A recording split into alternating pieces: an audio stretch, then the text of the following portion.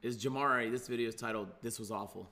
On guys, obviously this is not my normal setup. I am on the road, but I did have some time today, so I wanted to talk about the fight last night between Jake Paul and Mike Tyson. Unfortunately, Mike Tyson did. Hey, I was right. Yo, it's crazy. Scrolling back, I was looking at the comments. Everybody, especially on TikTok, it was hella people saying this doesn't know what he's talking about. He doesn't know anything about boxing. He's 58, bro. Y'all living in a pipe dream. I said, bro, I hope he doesn't die.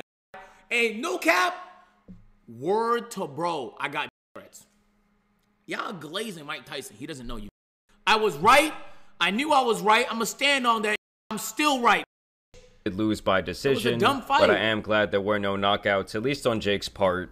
Overall, the fight was very disappointing on several fronts, so let's talk about it. And before I even start, let me just preface this by saying the only influencer boxing match worse than this one was probably the Dillon Danis versus Logan Paul special, where Dillon just refused to throw a punch. He made the whole thing kind of a joke. Really good, though. And in the meantime, Logan Paul could literally not knock out any mobile target who was not moving.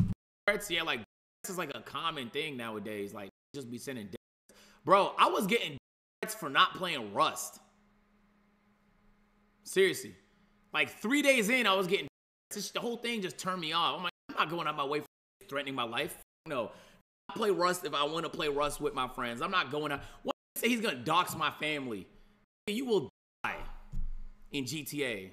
You will lose your life playing that game, bro. I'm like, bro, internet is such a crazy. I can't even imagine how bad it is for like athletes. You sell someone's parlay, you like fucking when you shot 1 for 14, bro. You really get now. I'm being serious. This is crazy. It's crazy how normal this is. It's crazy how normal this is, bro. I mean, the guy was just standing there taking blow after blow. Pause. And Logan just could not get the job done. Now let's talk about a couple of things that happened before the fight. At the final weigh-in, Mike does come out, junk out and all, and he ends up actually slapping up Jake Paul after he stepped on his foot.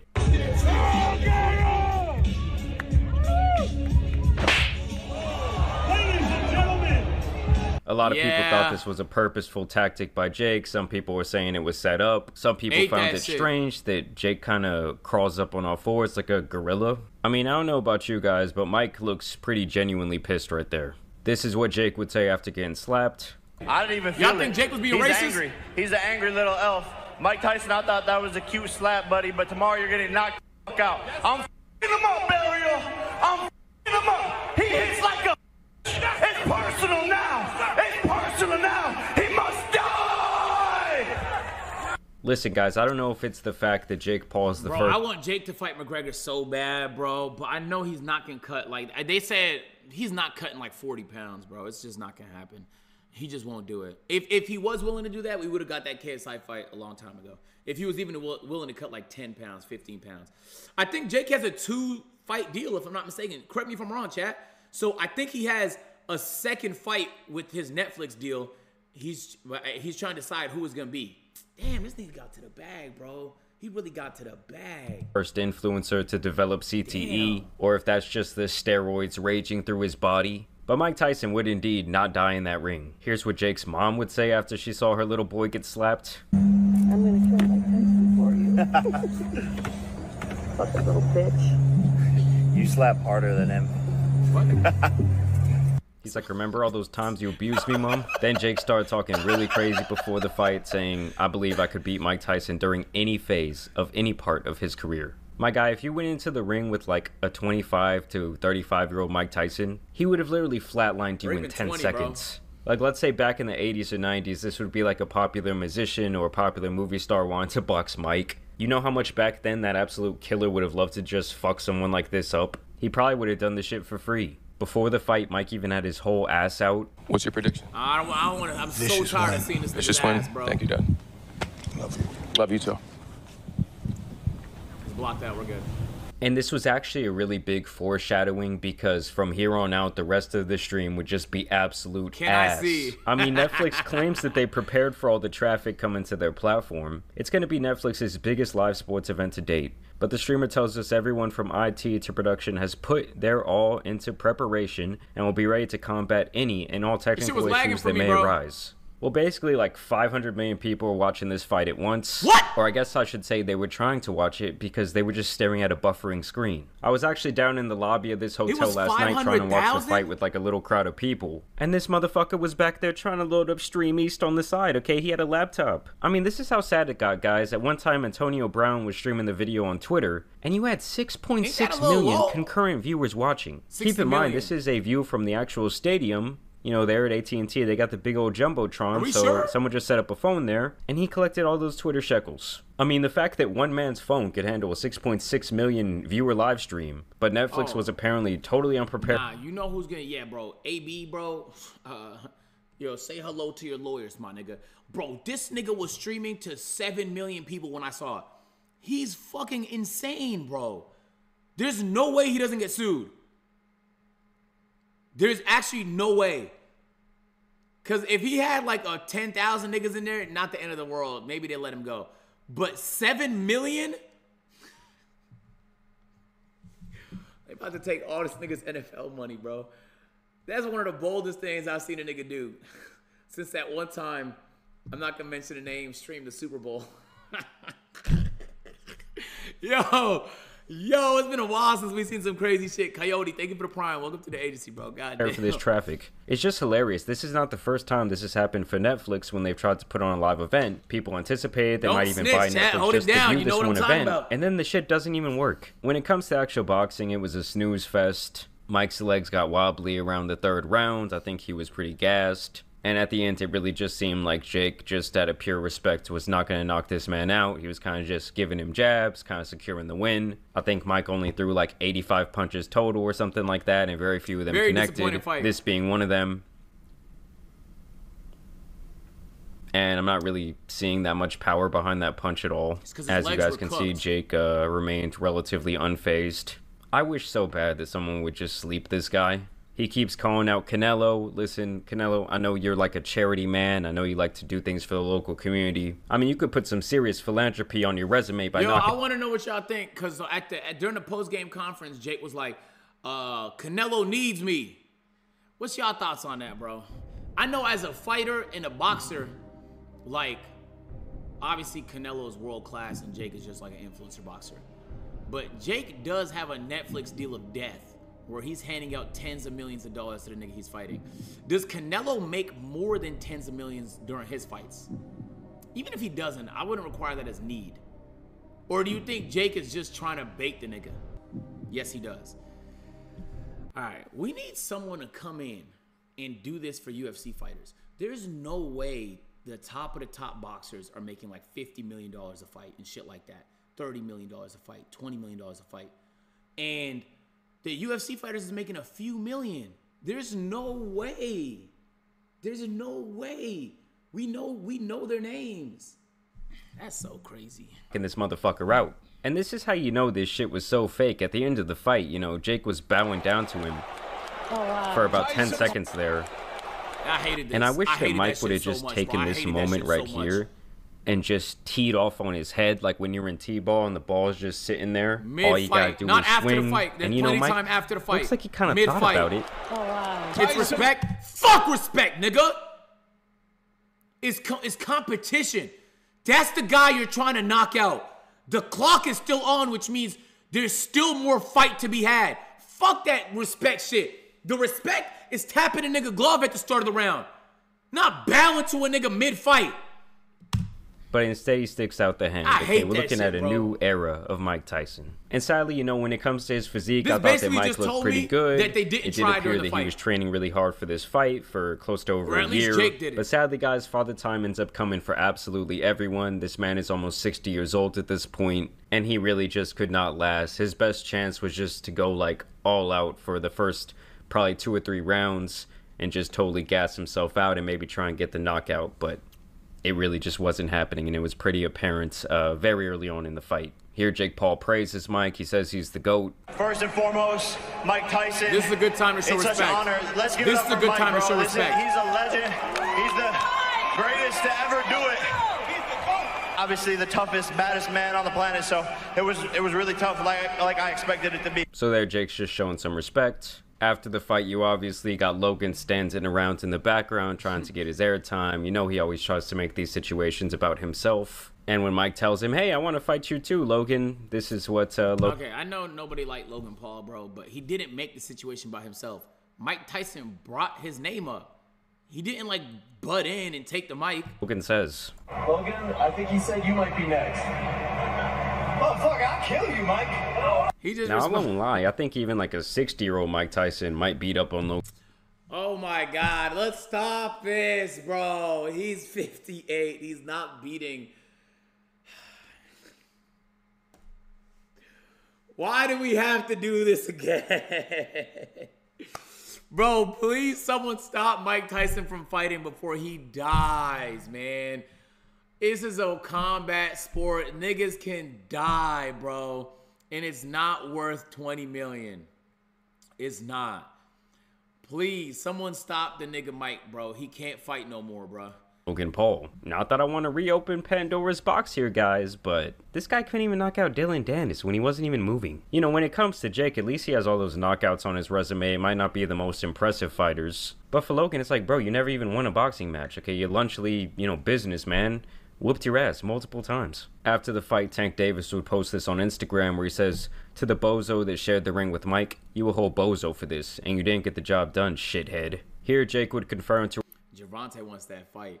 Jake will never do that shit. Jake would rather suck 50 dicks than fight Tank, but he will never accept that fight.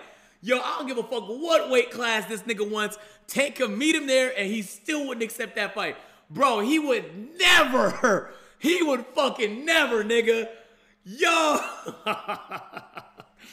Yo, the joy I would have if that fight happened, my nigga. You have no clue.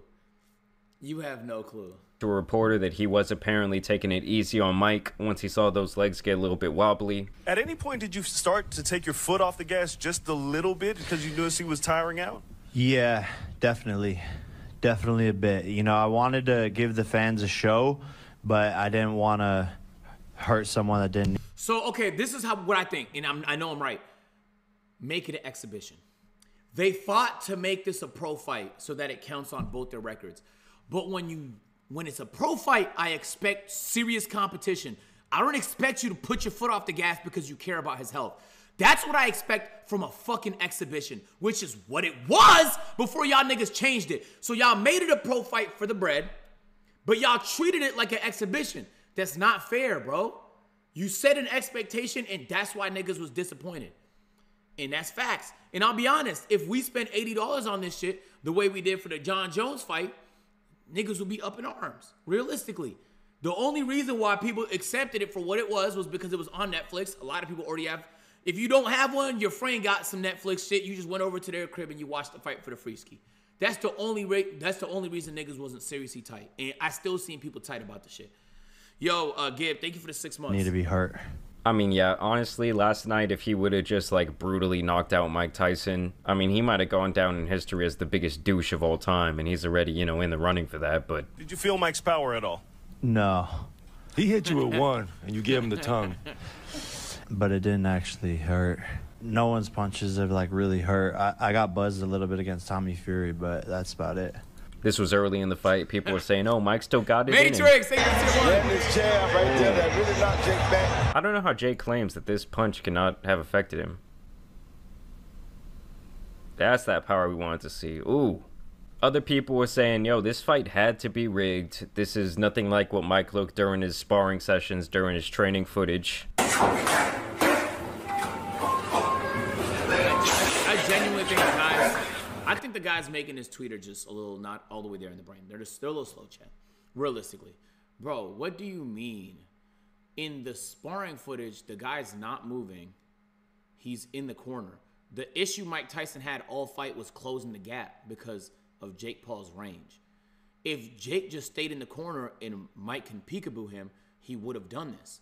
But Jake just kept hugging him anytime he got close and keeping his distance. Why post this? This is I don't know who the fuck this is supposed to appeal to. Do people see this shit and think oh, wow, he does look different? No, he looked the same, bruh. His legs looked like they couldn't compete. I think a lot of the footage I kept seeing was like a few years old, and he just went through a whole medical thing like not 4 months ago.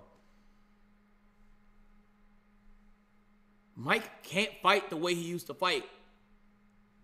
He doesn't have the stamina. He doesn't have the legs. If Jake stayed still, he can get this off, but Jake kept running, which is what he's supposed to do.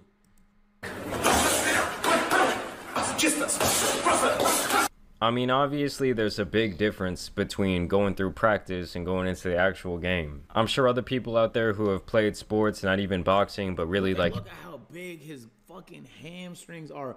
You know how buff you gotta be to even see a hamstring?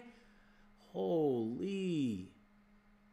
Oh my God, if I had those hamstrings, I'd just fucking grip them all day. I'd just hold them bitches and grip that shit all fucking day. Anything else, have known guys who were cold as fuck in practice, but when it came down to the game, they were cheeks. And then after the fight, they apparently asked him if Canelo would be his next fight, and Jake says, I don't need Canelo, he needs me. And I do think that Jake will continue to fight undersized guys who are like way out of their prime or just from a whole different sport. Like, look at the opponents he's had. He beat retired NBA player Nate Robinson 40. Okay, that's his first fight, you know. People just wanted to see what he could do. They were impressed with the knockout. Beat retired MMA fighter Ben Askren. He was 40. Obviously, that guy was known for being an elite grappler. You want to know some crazy lore, chat? Well, this fight happened the day before we shot our AMP boxing video. And after seeing Nate Robinson get flatlined, we was all low-key a little nervous heading into the video, like, damn, I don't want to be the nigga that's gonna get knocked out in this video. So everybody played extra defensive because we all saw Nate get fucking smoked the day before. MMA fighter Ben Askren, he was 40. Obviously, that guy was known for being an elite grappler, was never known for his boxing. Beat retired MMA fighter Tyron Woodley, 42.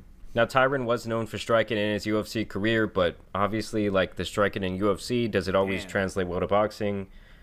Probably not. Then he goes in there and beats Anderson Silva, who was already 49 years old. People thought that that was crazy. They thought that that was, like, way too past his prime to fight. And then he obviously loses to the only boxer who was even close to his age, Tommy Fury, and also the only person who was really, like, a professional boxer. Beat semi-retired MMA fighter Nate Diaz at 39. I mean, everyone always says, oh, Nate's had this, like, iron chin. But even that fight was pretty garbage. And then he beat up on Mike Tyson last night, 58 years old. You know, guys, I really thought that Mike could maybe turn back the clock for this one. I thought that he would look a little bit better than he did. But he did end up looking like an old man out there. And it was very sad to see. Like, I don't know, it felt like elderly abuse or something. It was just sad. And at the end of the day, you do have to give some credit to Jake. I mean, the guy is an expert at marketing. He's an expert at making money and putting on these events. I think he made like, I don't know, $50-60 million last night, which is just fucking insane. But yeah, I hope someone puts an end to his little social experiment that he's been doing for the last couple of years soon. But I don't know if he'll ever put himself in that sort of compromising position, because without boxing and once he, you know, actually gets knocked out by somebody, I don't know how much he really has left in the tank. Like, I don't really see this guy going back to being an influencer or anything like that. Going back to Disney. I don't know. Y'all let me know y'all's thoughts down below. I do want to thank you guys for watching today's video, dropping a like and subscribing. I am sorry if the quality was not exactly up to par. Like I told you guys, I'm in this hotel room. It's okay, man. W video, Jamari. W fucking video. Mike, bro, please stop fighting, bro. I love you, Mike. What Mike needs, chat, is a reality TV show. He's one of the most hilarious niggas alive. We need to see Mike show off his humor. That's it, bro. You heard? Like, that's it. I don't want to see him get hit in the head at 60. It's just, it feels wrong, bro. I just know there's so many ways that can go wrong. Oh, so you like the video? Boom. You're gonna like that one too, man. Go ahead, just. Bro, click the video. What the? Bro, that's what I be saying. Like,